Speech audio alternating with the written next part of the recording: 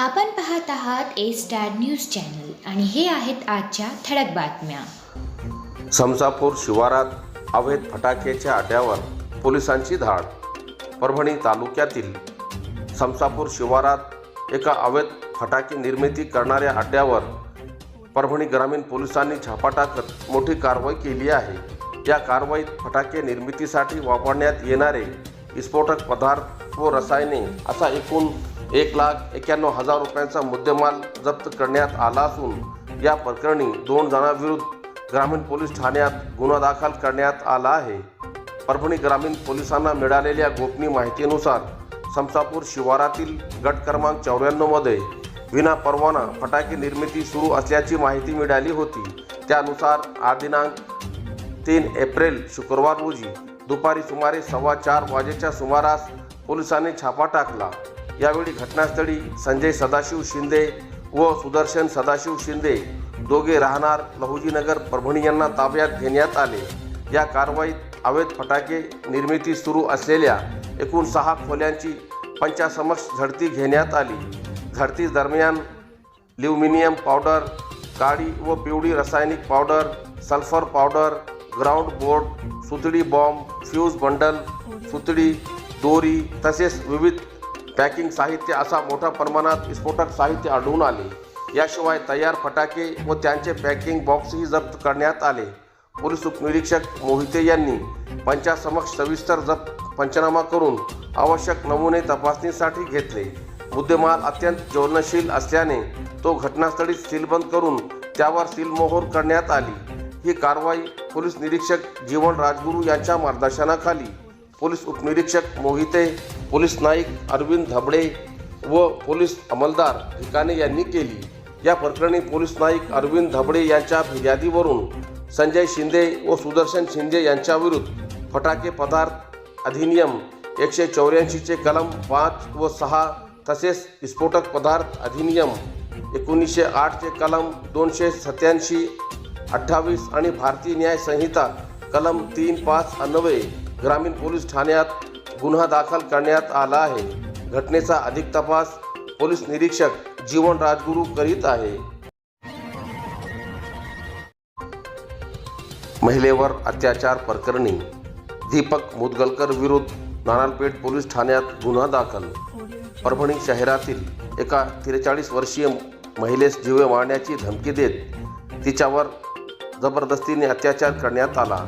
तसेच तिची बदनामी करण्याची धमकी देत असल्याची तक्रार पीडित महिलेने दिनांक 3 एप्रिल शुक्रवार रोजी नानालपेठ पोलीस ठाण्यात दिली. त्यावरून दीपक मुदगलकर यांच्याविरुद्ध गुन्हा दाखल करण्यात आला. पीडित महिलेने नानालपेठ पोलीस ठाण्यात दिलेल्या तक्रारीनुसार तिची 5 महिन्यापूर्वीच दीपक मुदगलकर परभणी यांच्याशी ओळख झाली होती. त्यानंतर संबंधित दीपक हा वारंवार फोन करून महिलेस बोलण्याचा प्रयत्न करीत होता. पीडित महिला ही घरी एकटीच राहत असल्याने आरोपी तिच्या घरी वारंवार येऊन अश्लील शिवीगाळ करीत होता. बदनामी व जीवे मारण्याची धमकी देत होता. 22 मार्च रोजी रात्री संबंधित महिला आपल्या मुलासह बाहेर गेली असता आरोपीने तिला अडवून बोलण्याचा आग्रह केला. त्यानंतर बदनामीची धमकी देऊन आरोपीने महिलेला घरी नेऊन जबरदस्तीने शरीर संबंध ठेवला. त्यानंतर 2 एप्रिल गुरुवार रोजी मध्यरात्री आरोपी महिलेच्या घरी जाऊन दरवाजावर थाप मारून तिला बाहेर बोलावत होता. यावेळी पीडिताने डायल 112 वर संपर्क साधून पोलिसांची मदत मागितली. तसेच त्याच दिवशी रात्री पुन्हा आरोपी घरी येऊन दरवाजावर लाथा मारत शिवीगाळ करून धमकी दिल्याचा आरोप करण्यात आला आहे. या प्रकरणी दीपक मुदगलकर यांच्याविरुद्ध गुन्हा दाखल करण्यात आला असून नानालपेठ पोलीस अधिक तपास करीत आहे. औद्योगिक वसाहतीसाठी राखीव जमिनीची स्वच्छता. मानवत शहराच्या विकासाला चालना देण्यासाठी मानवत नगरपालिकाकडून 1 एप्रिल बुधवार रोजी तहसील व पोलीस प्रशासनाच्या मदतीने मोठी कारवाई करण्यात आली.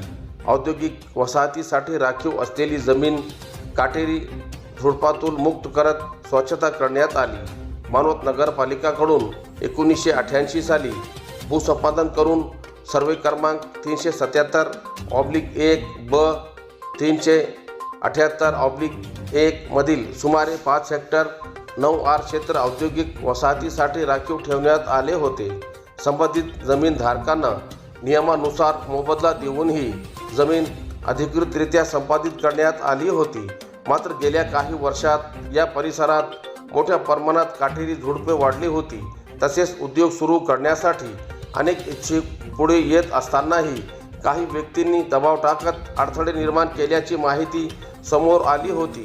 त्यामुळे या जागेचा प्रत्यक्ष वसाहतीसाठीचा वापर दीर्घकाळ थांबला होता. या पार्श्वभूमीवर मानवत नगरपालिका प्रशासनाने मुख्याधिकारी कोमल सावरे यांच्या मार्गदर्शनाखाली साफसफाई मोहीम राबवून झाडे झुडपे हटविण्यात आली. यावेळी कर निर्धारक व प्रशासकीय सेवा अधिकारी राम चव्हाण यांच्या नेतृत्वाखाली अजय उडते, नगर अभियंता सय्यद अनवर, भागवत भोसले, मुंजा गवारे, पंकज पवार, राजेश शर्मा, भारत पवार, बळीराम दहे, दीपक भदरगे, सुनील कीर्तने, त्याचबरोबर तहसील कार्यालयातील मंडळ अधिकारी व ग्राम महसूल अधिकारी घटनास्थळी उपस्थित होते. या कारवाई दरम्यान कायदा व सुव्यवस्था अबाधित राहावे यासाठी पोलीस निरीक्षक संदीप बोरकर यांच्या मार्गदर्शनाखाली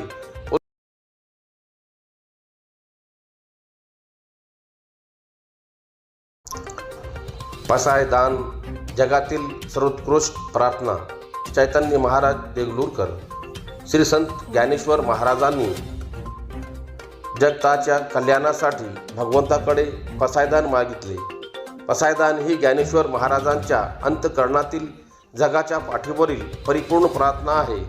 आपल्या जीवन मूल्यांची जाणीव माणसाला असावी, त्यातून दुसहाय्य जगत कल्याणाचे जीवन माणसाला जगता यावे यासाठी भगवंताकडे केलेली प्रार्थना म्हणजे पसायदानाची उंची जगातल्या इतर कोणत्याही प्रार्थनेला गाठता आली नाही, असे गौरवोद्गार हबप सद्गुरू चैतन्य महाराज देगलूरकर यांनी काढले.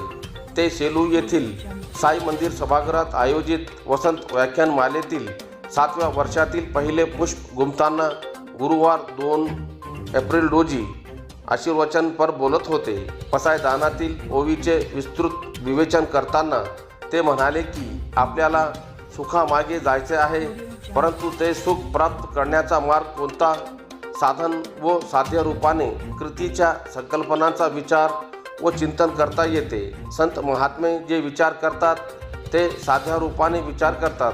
माणसाला अपेक्षित असणारे स्वजीवनातील सुख, व्यापक सुखाची मनोवृत्ती आणि व्यापक विचार करण्याची शक्ती फक्त संतांकडेच असते.